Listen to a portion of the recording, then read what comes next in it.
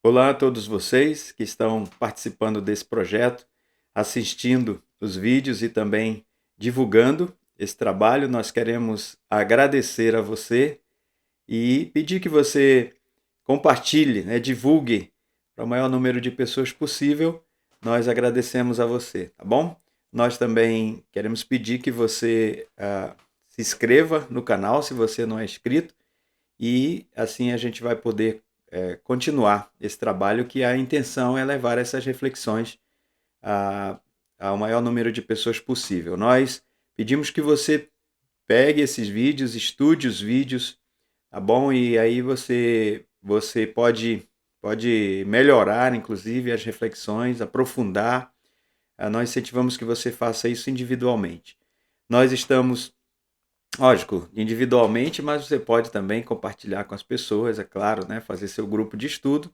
Nós estamos meditando nesses dias, nesse tempo, nos Salmos. E hoje nós queremos convidar você para nós abrirmos a Bíblia e lermos o Salmo 42, que é um salmo muito conhecido de todos nós e que traz a verdade da palavra de Deus sobre a nossa vida, sobre o nosso interior. Nós vamos conversar hoje falando a alma abatida. Salmo 42, Salmos dos filhos de Corá. Nós temos dos versos 3 ao verso 6, eu quero ler para você. Depois nós vamos ter outros versículos, tá bom? Estou com a minha Bíblia aqui e você pode abrir a sua, Salmo 42, versos 3 a 6, que diz assim a palavra de Deus. As minhas lágrimas têm sido meu alimento dia e noite, enquanto me dizem continuamente: o teu Deus, onde está? Lembro-me destas coisas e dentro de mim se me derrama a alma, de como passava eu com a multidão de pessoas, e eu os guiava em procissão à casa de Deus entre gritos de alegria e louvor, multidão em festa. Por que estás abatido, ó minha alma? Por que te perturbas dentro de mim? Espera em Deus, pois ainda o louvarei. A Ele, meu auxílio e Deus meu. Sinto abatida dentro de mim a minha alma. Lembro-me, portanto, de ti nas terras do Jordão e nos montes Hermon e no outeiro de Mizar.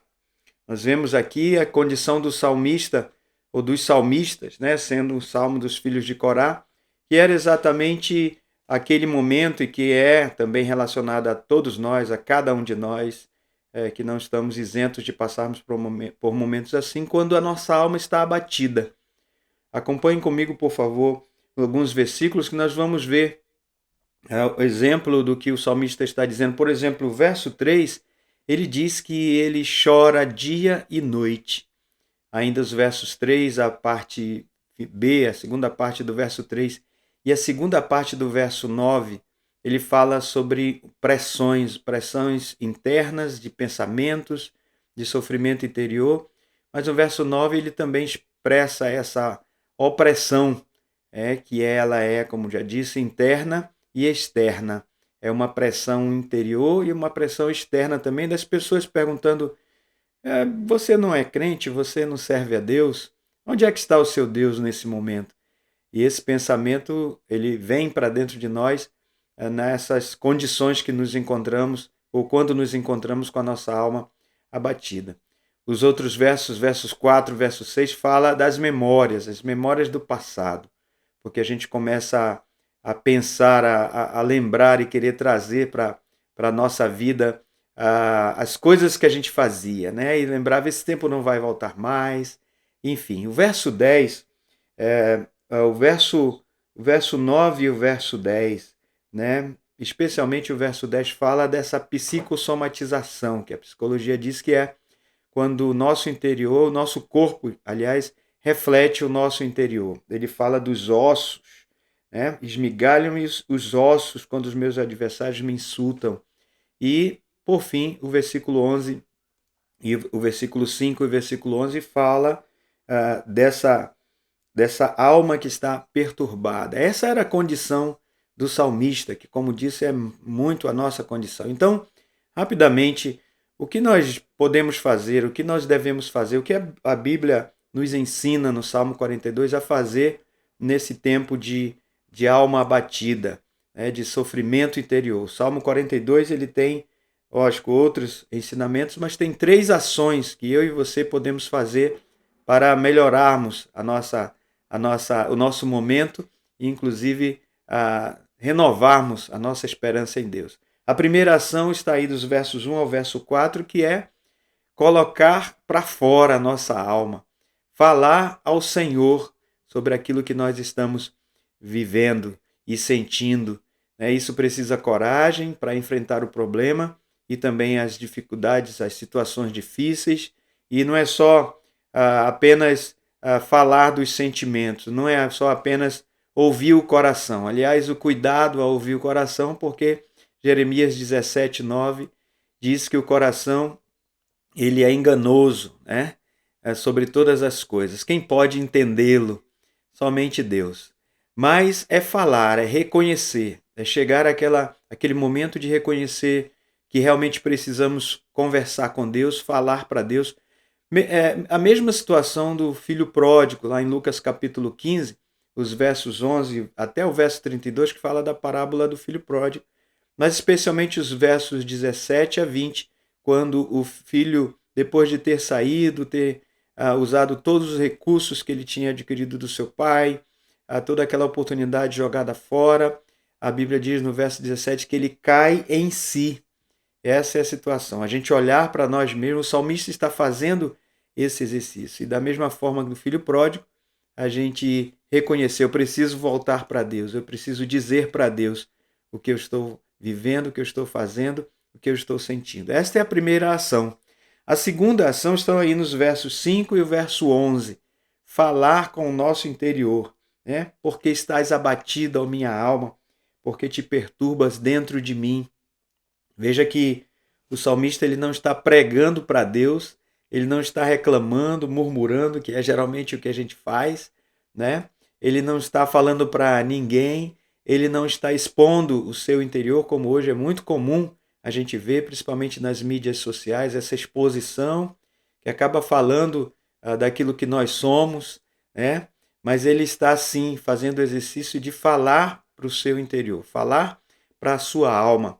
Ele está dizendo para a sua alma: minha alma, escute por um momento aquilo que eu preciso te falar. E aí fazendo a pergunta mais importante, mais sincera e ao mesmo tempo mais difícil para nós fazermos nesse momento, que é a pergunta por quê? Por que estás abatida, minha alma? Quando a alma está assim abatida, perturbada, devemos buscar os motivos, a nossa motivação, não para punirmos, não para nos culparmos, mas para encontrarmos em nós mesmos, junto com Deus, com a palavra de Deus, com a ajuda do Espírito Santo, em oração, os motivos, porque a gente vai para. Essa é a segunda ação, a gente vai para a terceira e última ação, e aí nós vamos, depois de fazer essa pergunta, conversar com a nossa alma, falar para a nossa alma. Eu costumo brincar dizendo que a gente faz uma pregação, prega para a nossa alma. A gente diz para a nossa alma quem Deus é. A gente fala para a nossa alma, para o nosso interior, sobre a esperança e a misericórdia de Deus. Verso 5 e verso 11, né? Repetem: espera em Deus, pois ainda o louvarei, a Ele meu auxílio e Deus meu. Verso 11 diz a mesma coisa, em algumas outras traduções diz: ainda o louvarei, o meu Salvador e o meu Deus. Então nós falamos dessa esperança em Deus, falar da esperança, da misericórdia, e aí nós mudamos a nossa conversa, nós redirecionamos as palavras, os pensamentos, os sentimentos e colocamos a nossa esperança em Deus somente.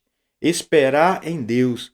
Lamentações, capítulo 3, versos 18 a 25, fala num texto que gostamos muito, né, de citar, que é: quero trazer à memória aquilo que me traz esperança, que as misericórdias de Deus, elas se renovam a cada manhã.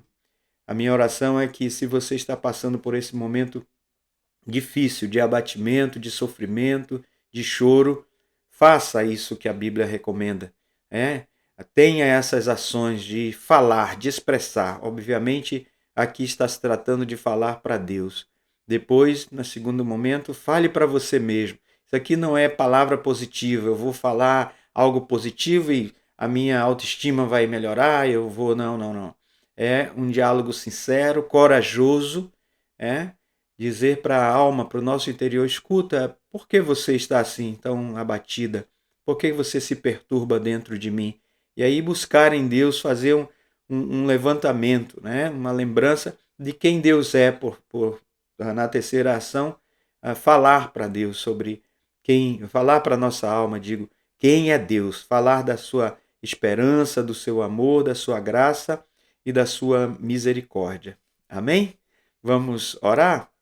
Senhor, nós te louvamos, te agradecemos pela tua palavra, Senhor. Dá-nos nesses momentos difíceis, quando lutamos o nosso interior, nós queremos ter, pelo teu Espírito, a força de falar, de expressar isso, expressar o que se passa dentro de nós, falando à nossa alma sobre a esperança que tu nos dá, Senhor, a salvação que nós encontramos em ti, a misericórdia que se renova a cada manhã.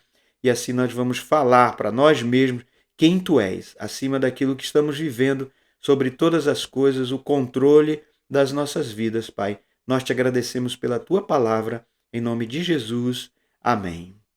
Muito bem, que Deus abençoe você, e Deus abençoe toda a sua família. Até o próximo vídeo, em nome de Jesus. Amém.